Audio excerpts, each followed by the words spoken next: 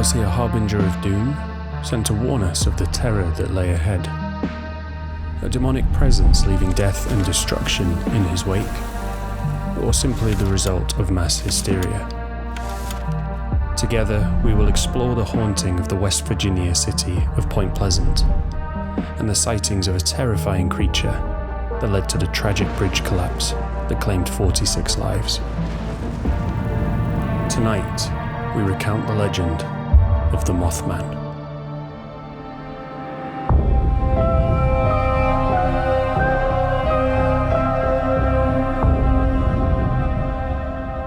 Welcome to the very first gathering of the Midnight Quarter.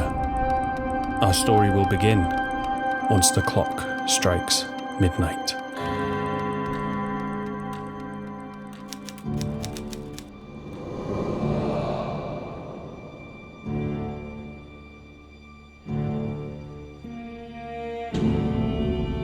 On November 12th, 1966, a man by the name of Kenneth Duncan was busy digging a grave in a cemetery located in Clendenin, West Virginia.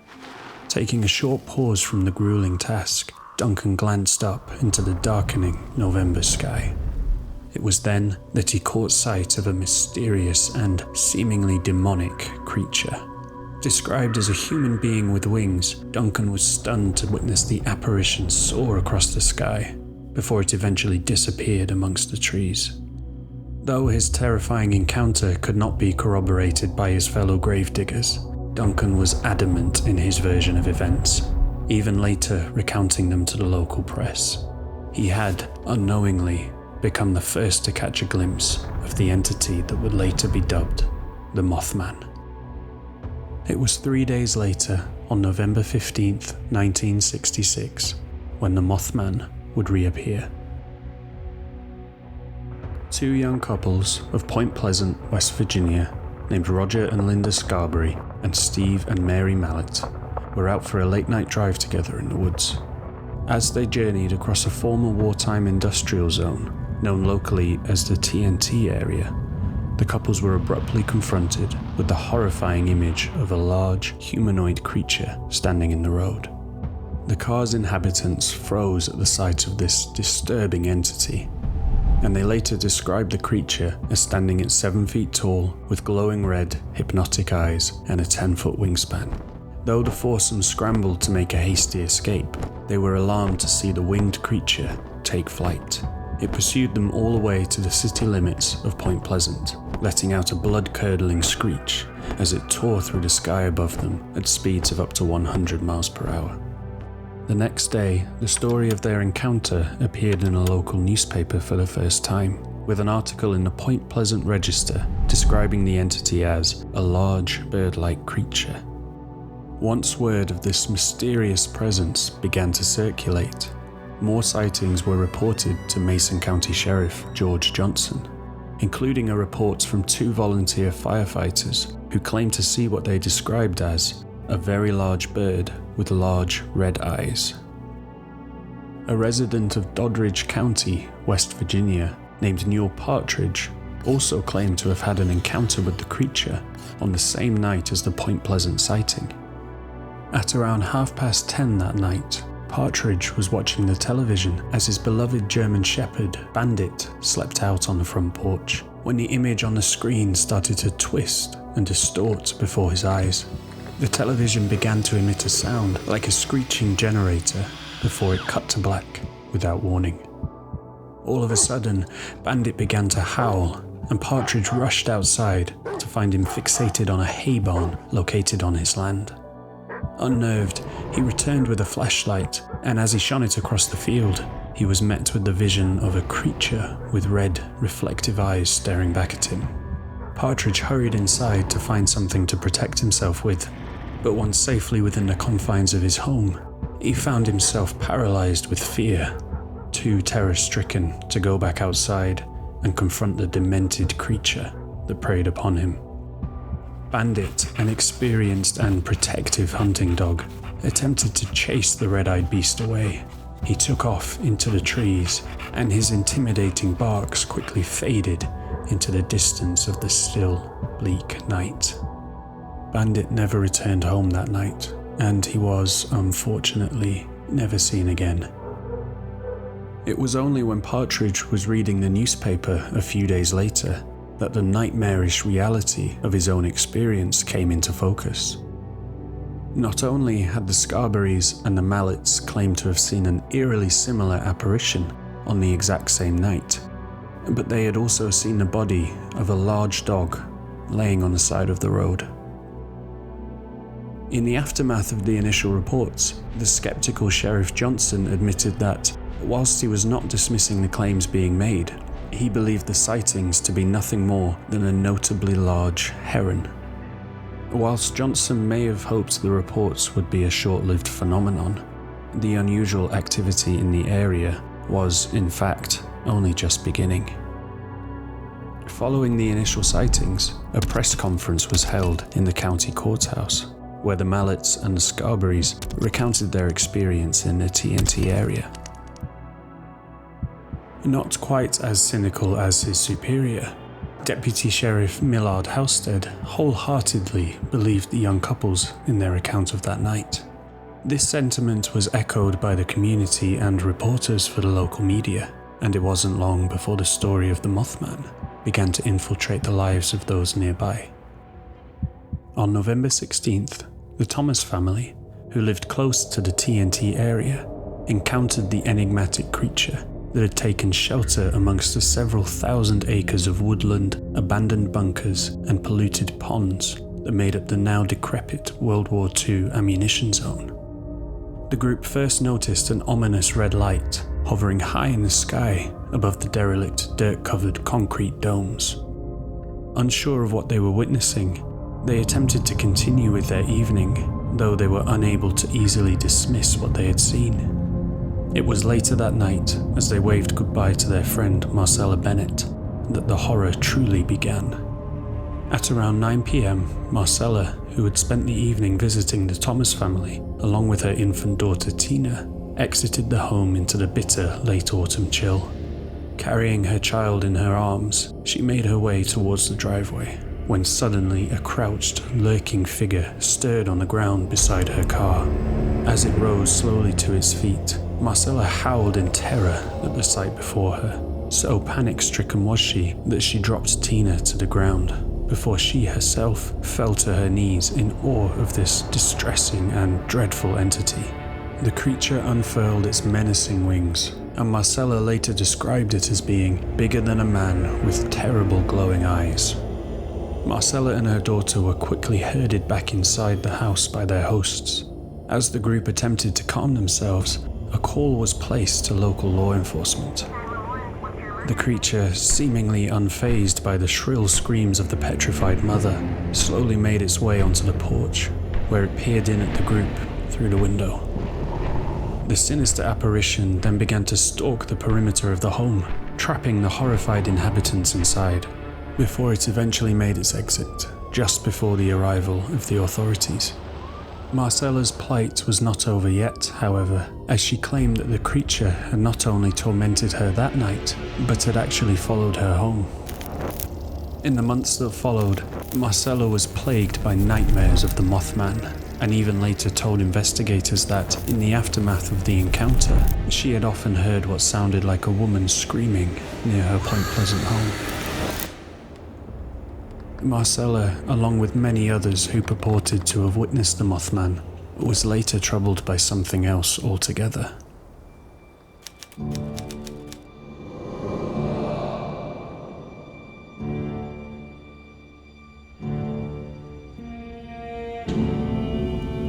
Many of those who gave first-hand accounts of the Mothman sightings later claimed to have been visited by strange men wearing black suits.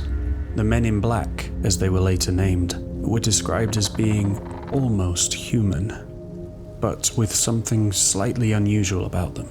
Their fingers were too long, their skin oddly translucent, and their mannerisms unnerving. The men in black supposedly asked questions about the Mothman sightings and even issued threats to several of the witnesses. The descent of strangeness upon this small town did not, however, end with the Mothman and the men in black. Alongside over 100 reports of Mothman encounters, countless reports of other peculiar phenomena were made in the following 12 months, including UFO sightings and the vision of mysterious lights dancing across the sky. Several residents also claimed to have met with a frightening individual, later dubbed the Grinning Man. In early November 1966, a man named Woodrow Derenberger was making the journey from Marietta, Ohio, to his home in suburban Mineral Wells, West Virginia. As he drove along Interstate Highway 77, he noticed something curious in the road ahead. As he got closer to the object, he realized it was a large craft parked across the road, blocking his onward journey. From the bizarre vehicle, which Derenberger described as looking like an old-fashioned kerosene lamp chimney, emerged a humanoid figure. The entity approached the car, and Derenberger thought that it looked like any other man, tall, thin, and sharply dressed. There would have been nothing alarming about the man, had it not been for the eerie smile that stretched from ear to ear across his face. As the figure approached the side of the car, he motioned for Derenberger to roll down the window, revealing the ominous expression that would gain him his unnerving moniker. As he spoke, Derenberger noted that the smile adorning the stranger's face never moved, yet somehow his words rang clear, as though he were communicating telepathically. He introduced himself as Indrid Cold, and told Derenberger that he should not be afraid. Cold explained that he wished no harm and that he wanted only happiness for the people of Earth. According to Derenberger, Cold explained that he hailed from the planet Lanulos, which could be found in a galaxy over 14.6 million light-years away. Despite his initial sinister appearance, it seemed as though the intentions of this ambiguous entity may have been pure. That was little comfort, however, to Linda Lilly, a Point Pleasant resident whose family had been experiencing what they described as poltergeist activity around the same time as the initial Mothman encounters. Their experience would only become more harrowing, however, when Linda received her own visit from Indrid Cold. Linda, who had been merely a child at the time, claims to have awoken one night to see a man standing in her bedroom doorway. Drowsy and disoriented, it took her a moment to realize that this strange apparition was no waking remnant of a fading dream. As she roused from the safety of her slumber, he made his way, slowly, to the side of her bed. She could only lay paralyzed with fear as he loomed over her, the grin on his face illuminated only by the moonlight pouring in through the window, staring deep into her eyes until she mustered the courage to pull the covers up over her face. She lay there, her quick breath hot against her cheeks, praying that he would be gone when she dared to peek out into the darkness. Thankfully, upon peeling the covers from her eyes, Linda found that she was alone once more.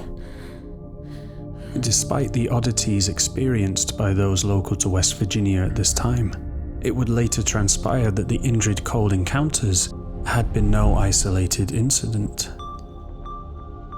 Two young boys from New Jersey claimed to have met with the Grinning Man as early as October of 1966.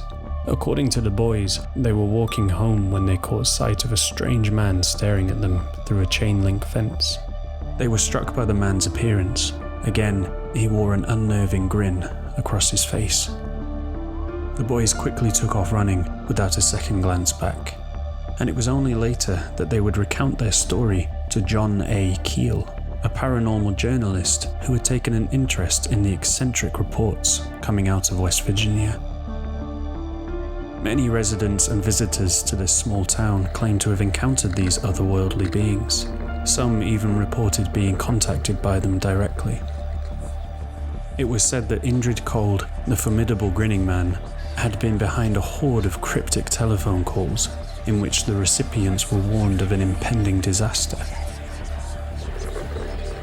For an entire year, the townsfolk of Point Pleasant had found themselves at the centre of a bizarre and unexplainable storm. Little did they know, however, that this epidemic of curiosities was leading to a tragedy of unimaginable proportions, and nothing that they had experienced so far could compare to the horror that would unfold on the evening of December 15th, 1967.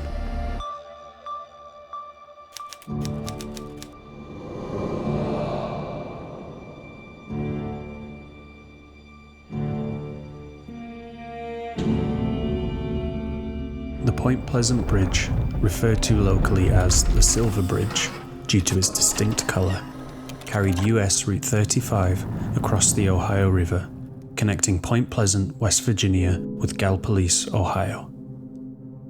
Traffic across the bridge was unusually heavy on the evening of December 15th, 1967.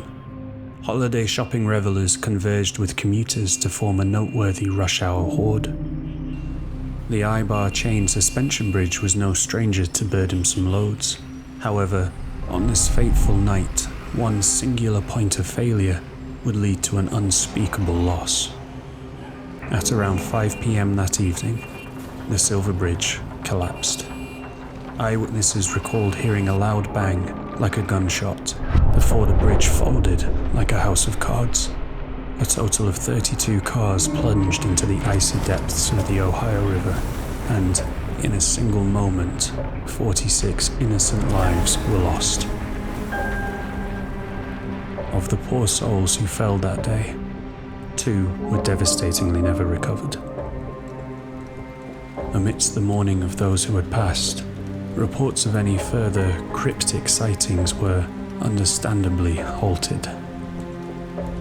However, even as the years came and went, it appeared as though the Mothman, Indrid Cold, and the other unusual entities that once plagued this West Virginian town had moved on. Which begged the question, why had they appeared in the first place?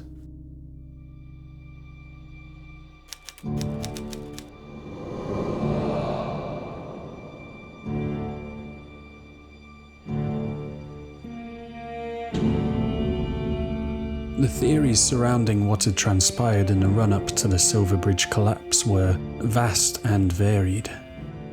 The most simple theory of all was that the Mothman was nothing more than a barred owl. The TNT area, as it was once known, is now a wildlife refuge and, intriguingly, is also home to a healthy population of the species. Whilst the bird is considered to be one of the larger owls, standing at up to 25 inches tall, and with an impressive wingspan of up to 49 inches, it is a far cry from the colossal beast described by witnesses. Even despite the owl's stature, its deep, menacing hoot, and its propensity to lurk in tall, dark spaces, one could be forgiven for dismissing the creature entirely, were it not for one curious quality. Owls possess the feature tapetum lucidum, a trait common in nocturnal animals that is otherwise known as eyeshine. Their eyes reflect light, resulting in an often ominous appearing glow. Eyeshine can appear in an array of colours, from green in dogs and cats, to blue in horses, and, as happenstance would have it, an alarming red in the barred owl. Could the Mothman's sinister red stare be nothing more than a result of headlights reflected in this harmless bird's eyes? Some believe so. This theory is potentially strengthened by the legend of another cryptid, the Owlman of Mornan Wood. The story of the Owlman hails from Mornan Smith, a picturesque village located just outside of Falmouth in the coastal destination of Cornwall, England. Sightings of the Owlman go back to the 1920s, with the most notable taking place in April of 1976. 2 young sisters from Preston, Lancashire, were on holiday in the Mornan area with their family. The pair claimed to have seen a creature described as a feathered birdman with glowing red eyes, perched atop the church tower, making terrible hissing sounds. So terrified were the young girls that their father made the decision to end their holiday early. Sightings continued sporadically over the years. However, a commonly touted explanation is that the creature is, once again, nothing more than an owl, this time a barn owl, a species known to nest in church towers. Whilst many agree that the most simple explanation is the most likely, others believe that the events surrounding the Mothman can be explained by one of several other, more haunting theories. For some, the Mothman was seen as a harbinger of doom, a prophet sent to warn us of the destruction that lay ahead. His presence leading up to that fateful December night, and his absence in the aftermath, served to some as proof that he, along with Indrid Cold, came to warn us of what was to come.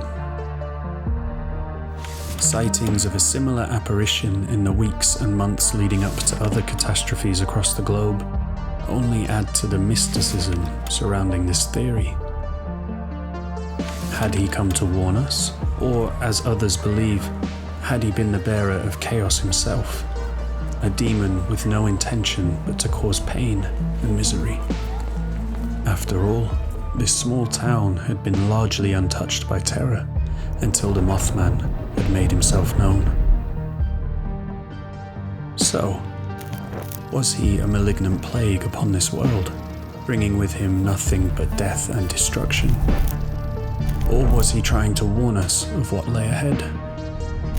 Was he something supernatural? Or nothing more than a result of imaginations running wild? We may never find the truth. But one thing is known for certain.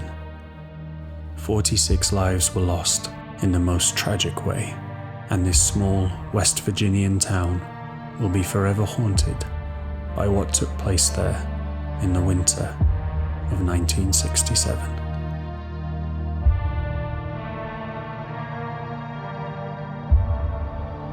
Thank you for joining us for the first ever gathering of the Midnight Quarter. We'll see you again when the clock strikes midnight.